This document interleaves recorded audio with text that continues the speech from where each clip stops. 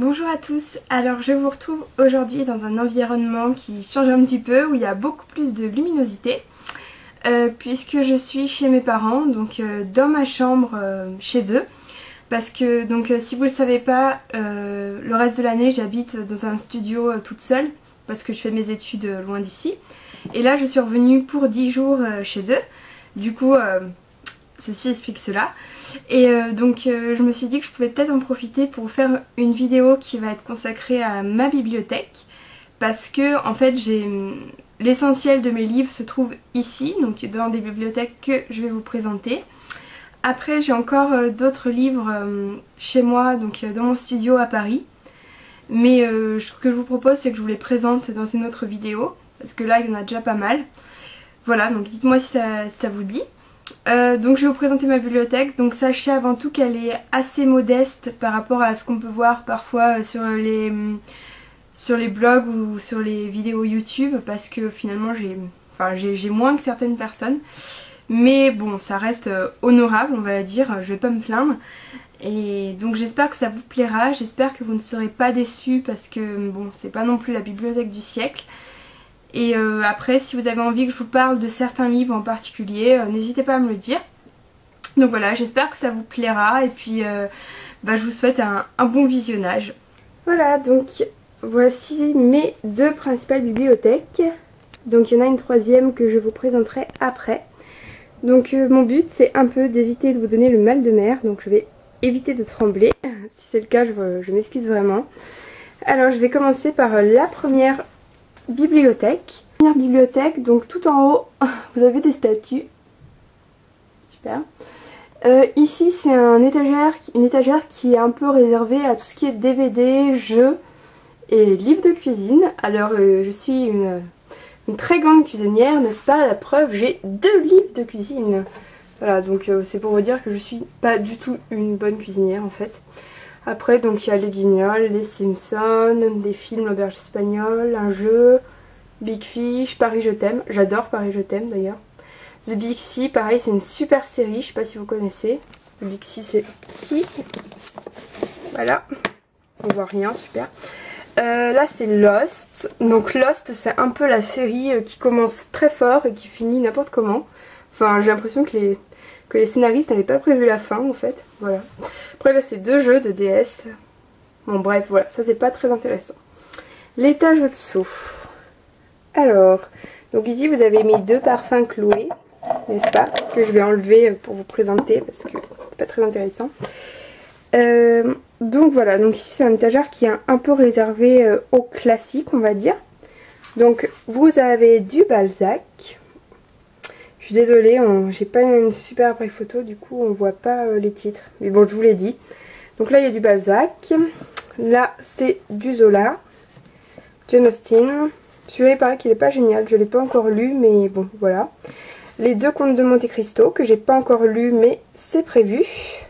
Gatsby. Albert Camus, Sartre, Malraux, Pierre Bourdieu. Je sais pas ce que c'est dans les classiques d'ailleurs, ça, mais bon c'est pas grave. Proust du côté que j'ai Swann, Stefan Zweig, Le Cas c'est génial, c'est des petites nouvelles donc de Dino Buzzati, je sais pas si vous connaissez, c'est vraiment sympa. Ensuite ici vous avez du Zola encore, du Edgar Poe, des nouvelles, et le mythe de Sisyphe de Camus. Je suis désolée, c'est un peu flou, c'est pénible. Donc voilà, donc là c'est vraiment une étagère qui est un peu réservée aux classiques, ce qui est également le cas pour l'étagère juste au-dessous. Alors, je vais remettre mes trucs Chloé là. En fait, j'ai 3 parfums Chloé, je sais pas pourquoi, c'est une petite collection, voilà. Bref, on s'en fiche. Je vais m'asseoir, voilà. Donc ici pareil, c'est un peu des classiques. Donc vous avez un peu de tout quoi. Françoise Sagan, Une vie de Maupassant. Il y a quoi? Il y a Jeanne R. Là il y a des pièces de théâtre que j'ai étudiées au lycée, donc Don Juan, Voltaire, Phèdre, On ne badine pas avec l'amour. Tchekhov, donc Oncle Vania de Tchekhov que j'ai étudié en prépa. Et là vous ne voyez absolument plus rien. Le Rouge et le Noir que j'ai étudié en première. Les Misérables que je n'ai jamais lu malheureusement. Jack London. La Peste. Le livre de ma mère que j'avais bien aimé d'Albert Cohen, que j'ai lu en première. Les fleurs du mal, donc vous imaginez que pareil j'ai dû l'étudier. Je vais peut-être reculer un peu. Voilà, voilà. Ensuite, Belle Amie de Maupassant. Donc là vous avez ensuite Belle Amie de Maupassant, du Shakespeare que j'étudie en prépa, l'éducation sentimentale que j'ai pas encore lu, Sartre, les mains sales, et puis Candide de Voltaire. Donc là c'est vraiment, enfin là c'est surtout des livres que j'ai étudiés par exemple en prépa ou beaucoup au lycée également. Voilà. On descend, alors là, là c'est vraiment le contraste parce que vous voyez là on est un peu dans les classiques et là la chiclite. Ouais, donc c'est assez... J'ai eu ma période chiclite en fait où je lisais beaucoup de ça parce qu'en fait j'ai lu à la base Les Confessions d'une accro du shopping et j'ai eu un gros coup de foudre pour ce livre qui m'a fait énormément rire. Donc du coup après j'ai acheté tous les autres. Bon là il en manque mais ça c'est tout l'accro du shopping. Après c'est parfois un peu moins bien, donc l'accro du shopping à une sœur il est bien. Ceux-là j'ai moins aimé. Voilà, mais c'est très très drôle et pour moi c'est un peu la reine de la chiclite, Sophie Kinsella. Ensuite là il y a plein de chiclites que je n'ai pas lu, à part Alexis Smart à la mémoire qui flanche que j'ai pas trop aimé. Pourtant c'est un Sophie Kinsella, hein, donc bon, voilà, très logique. Ça c'est toute la chiclite que j'avais acheté quand j'étais dans ma phase chiclite et que je n'ai jamais lu parce que c'est une phase qui m'est passée très très vite en fait. Ça a duré un mois en gros. Mais bon, peut-être qu'un jour ça reviendra, je ne perds pas espoir.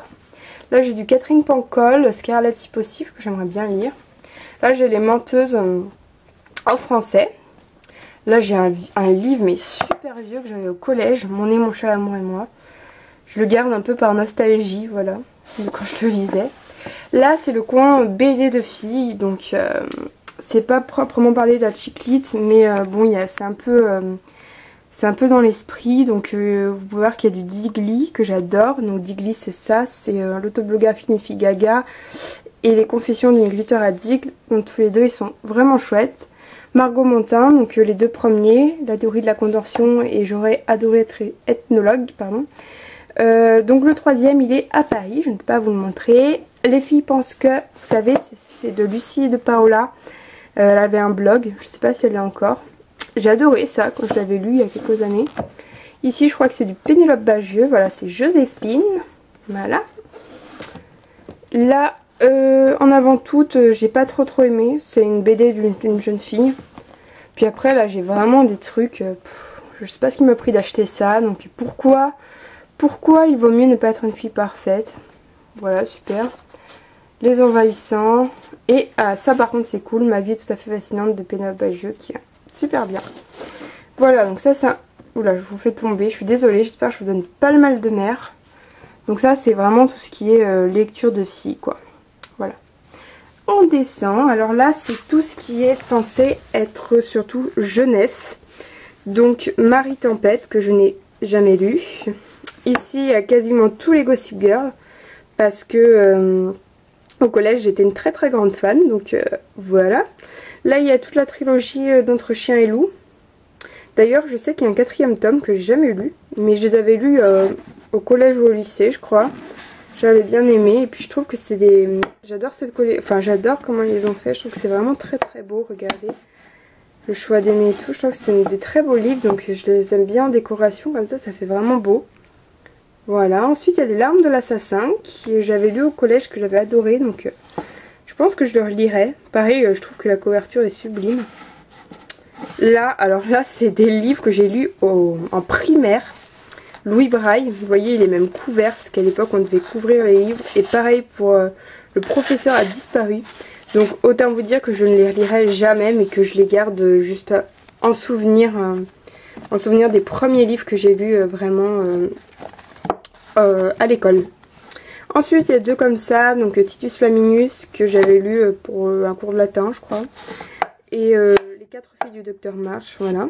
Et là j'ai des Ewilan, parce que Ewilan j'étais une très grande fan, enfin pas une fan mais en tout cas j'avais bien aimé quand je les lisais, je crois que c'était au lycée, voilà.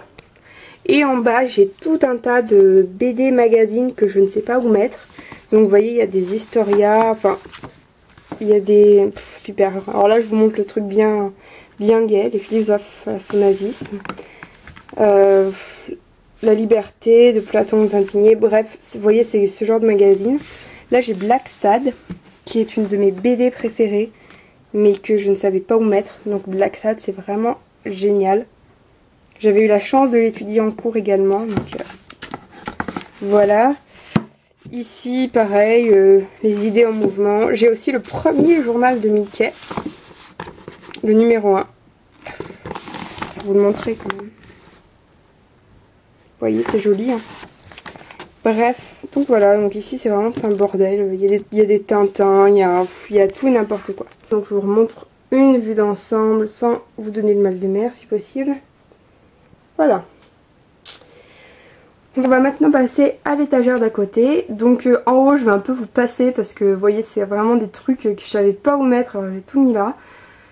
Donc c'est des vieux livres, des trucs qu'on a quand on est petit, un euro collector aussi, super, vous allez vous moquer. Bref, c'est vraiment les livres de la honte, on va dire. Ensuite, ici c'est déjà mieux. Ce sont des livres des livres contemporains, on va dire, et que j'ai plutôt bien aimés, ou que je n'ai pas encore lu et que je compte lire bientôt. Alors, vous avez Jonathan Strange, que j'ai très envie de lire depuis des années, et que je ne fais pas. Donc je ne l'ai pas lu alors que franchement je devrais, puisqu'il paraît qu'il est génial. Mais en fait j'ai un peu peur, je me dis tout le monde dit qu'il est génial, alors est-ce qu'il va vraiment l'être? Mais bon, je vais le lire, hein. Après là j'ai un livre que j'avais déjà nié, donc j'ai jamais lu en fait. C'est le premier tome, c'est un truc de fantasy, l'arbre de l'été, si vous connaissez, hein. Là j'ai les 3 tomes de 1000Q84, je sais pas comment on dit, ou 1984 de Murakami. C'est vraiment des bons livres, surtout le premier qui est génial. Après j'ai moins aimé les tomes suivants, mais globalement c'est génial, génial, génial. C'est très très original surtout, vraiment c'est des choses qu'on n'a pas l'habitude de voir. Ensuite j'ai Geisha, là j'ai des livres de Delphine de Vigan. Et Rien ne s'oppose à la nuit, alors ça c'est juste un des plus beaux livres que j'ai jamais lu. Voilà. C'est de Delphine de Vigan, celui-là, il est magnifique, faut que je le relise parce que il est merveilleux. Là j'ai un peu tout et n'importe quoi là. La part de l'autre d'Eric Emmanuel Schmitt qui est pas mal. Puis bon, des romans contemporains, encore du Delphine de Vigan. Le vieux qui ne voulait pas fêter son anniversaire. Ici, donc ça j'ai pas trop aimé par contre. Voilà, donc on va descendre. Ici c'est plus ce qui est de la fantaisie. Donc il y a des bougies aussi, je vais pousser un petit peu. Donc Fascination, les 3 Hunger Games, des Harry Potter, Harry Potter, les Royaumes du Nord qui est assez magnifique. Le Seigneur des Anneaux, La Nuit des Elfes et Bilbo le Hobbit. Donc là vous voyez c'est vraiment ma pauvre, très pauvre collection de fantaisie. Puisque généralement la fantaisie je l'emprunte en bibliothèque. Parce qu'il y a trop de tomes, alors si je commençais d'acheter je m'en file pas.